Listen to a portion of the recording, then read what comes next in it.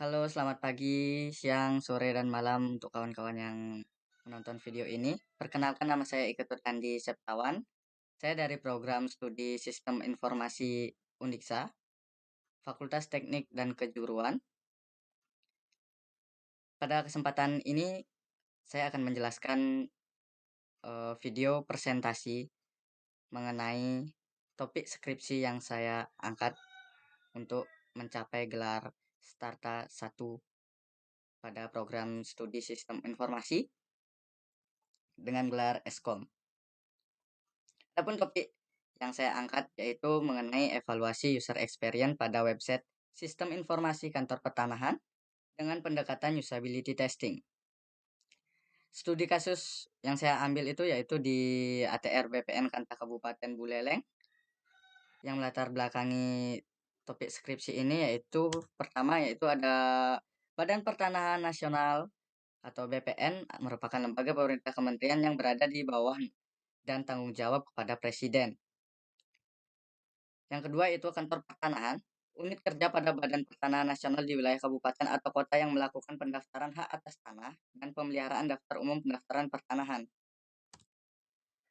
Adapun hasil survei yang saya dapatkan dari survei awal yang saya lakukan langsung di kantor pertanahan Kabupaten Buleleng, yaitu dari 10 responden tersebut menyatakan ada 60% yang mengalami kesulitan dalam menggunakan sistem ini.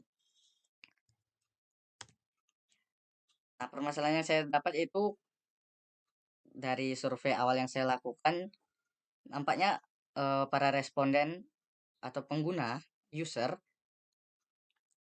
mengalami permasalahan pada kata-kata yang digunakan membingungkan, tampilan ikon tambah dan melihat ekspedisi hampir serupa tanpa ada keterangan baik itu ekspedisi atau untuk menambahkan ekspedisi.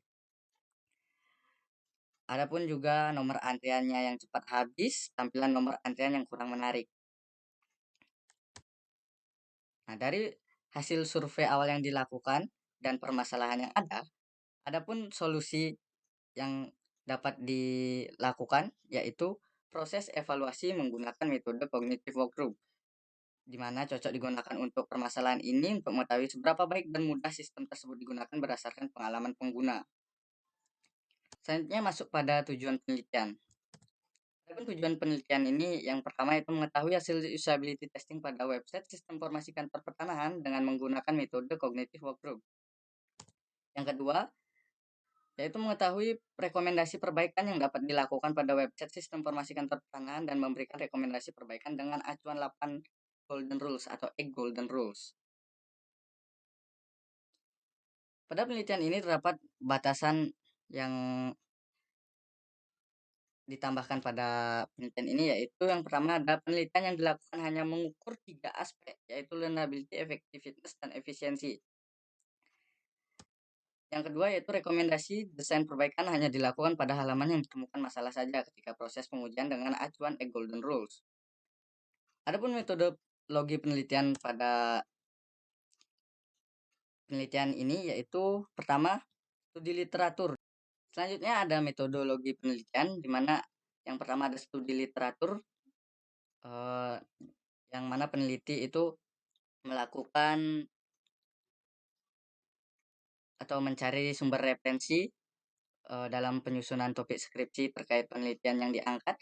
Yang kedua adalah mempelajari website sistem informasi kantor pertanahan guna untuk mengetahui lebih dalam mengenai website sistem informasi kantor pertanahan yang dapat digunakan untuk membuat task skenario nantinya.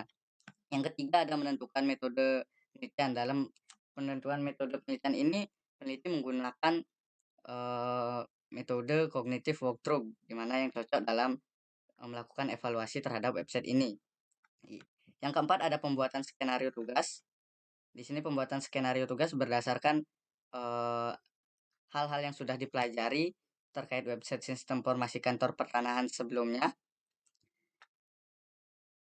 terkait beberapa user yang akan diangkat. Yang kelima ada pengambilan data. Pengambilan data dilakukan dengan menggunakan kuesioner dan perekaman video dengan metode cognitive walkthrough. Yang keenam ada menganalisis data, di mana eh, peneliti menganalisis data berdasarkan hasil kuesioner yang didapatkan dengan pendekatan usability testing. Yang ketujuh ada membuat rekomendasi perbaikan, di mana peneliti menggunakan Figma, tools Figma dalam pembuatan rekomendasinya. Dari rekomendasi perbaikan, peneliti melakukan peneliti melakukan pengujian terkait rekomendasi yang sudah dibuat dan berdasarkan langkah-langkah sama seperti langkah-langkah sebelumnya. Selanjutnya ada pembuatan laporan penelitian. Pembuatan laporan penelitian merupakan tahapan akhir dari penelitian ini, di mana semua hasil penelitian dijadikan satu laporan, yaitu laporan skripsi. Dari penelitian yang dilakukan terdapat hasil penelitian. Yang pertama itu dari pegawai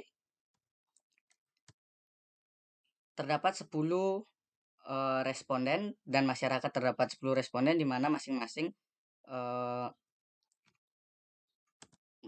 dikategorikan mahir dan pemula, 5 mahir dan 5 pemula. Selanjutnya ada hasil penelitiannya. Yang pertama yaitu kemudahan sistem learnability. Nah, di learnability ini pegawai mahir pada pengujian awal mendapatkan hasil 68% dan untuk pemula 62%.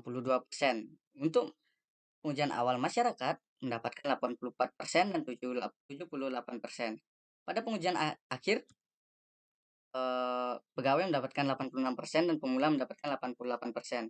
Untuk masyarakat mendapatkan 88% untuk yang kategori mahir dan 86% untuk yang kategori pemula.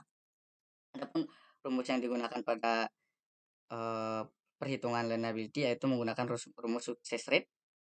Hasil penelitian selanjutnya yaitu pada effectiveness, di mana peneliti mendapatkan hasil dari pengujian awal dan pengujian akhir, yang dimana ditandai pada pengujian awal ditandai dengan warna merah dan pengujian akhir ditandai dengan warna oranye. Selanjutnya terdapat hasil penelitian pada aspek efisiensi, di mana pada pengujian awal pegawai mahir memperoleh 0,009 dan pegawai pemula memperoleh 0,008.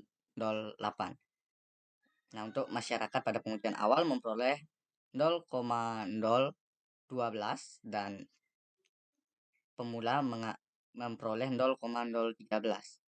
Untuk pengujian akhir, pegawai memperoleh 0,017 dan pemula memperoleh 0,018. Untuk masyarakat memperoleh 0,024 dan untuk masyarakat pemula 0,028.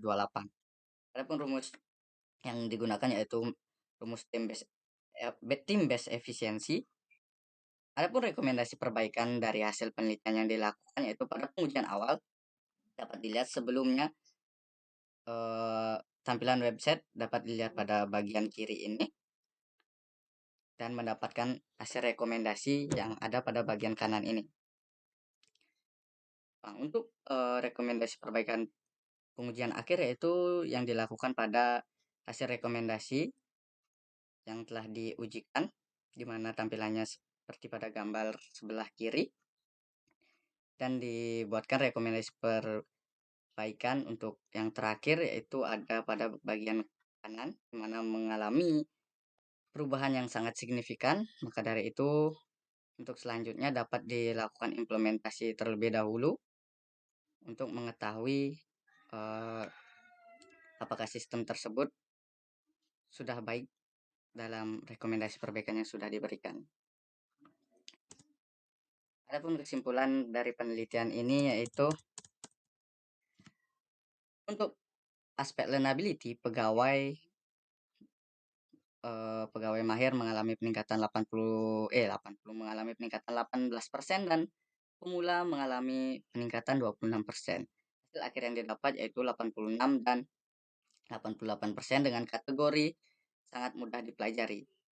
Untuk masyarakat mengalami peningkatan 4% dan pemula mengalami peningkatan 8%. Hasil akhir didapat yaitu 88% dan 86% dengan kategori sangat mudah dipelajari.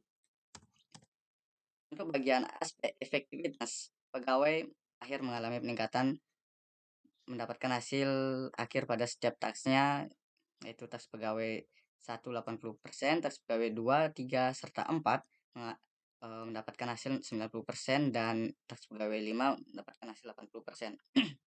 Dan pemula pada task pegawai 1, 2, 4, dan 5 mendapatkan hasil 90%, serta task pegawai 3 mendapatkan hasil 80% dengan kategori sangat efektif.